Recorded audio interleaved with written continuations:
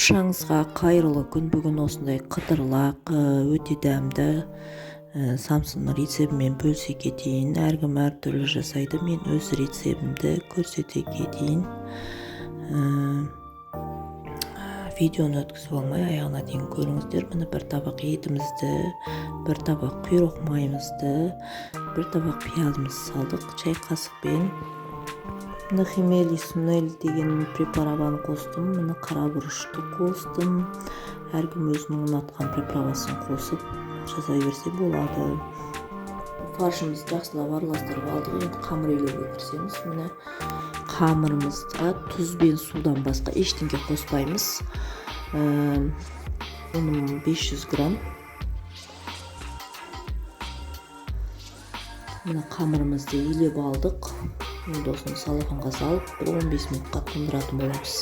Міне қамырымызды ең қандырып алдық. Міне екі бөлікке бөліп, мен екі қамыр жаятын болам.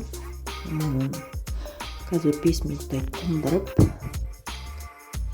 жайып аламыз. Міне қамырымызды жайып бастадық. Қолымызбен қамырымызды өстіп жақсылап жайып аламыз. Видеом ұнап жатса каналыма тіркеліп, комментарий бөліміне өз пікірлеріңізді жаза кетіңіздер.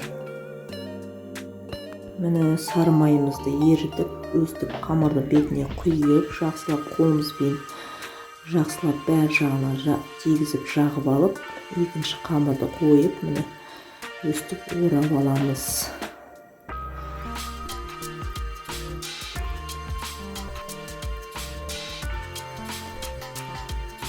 Енді бұл қамырды қазір өстіп тарелкаға салып, морозильникке жарты сағатқа қойып қоямын. Жарты сағат морозильникке қойып алдық. Енді жасауға кірісеміз. Негізі бір күн бұрын дайындап қойсаңыздар да болады. Мен енді самсымды осындай үшбұрыш қылып түйіп аламын. Бетіне жұмыртқасын жағып, енді бетіне күнжетін сеуіп 180 градуста.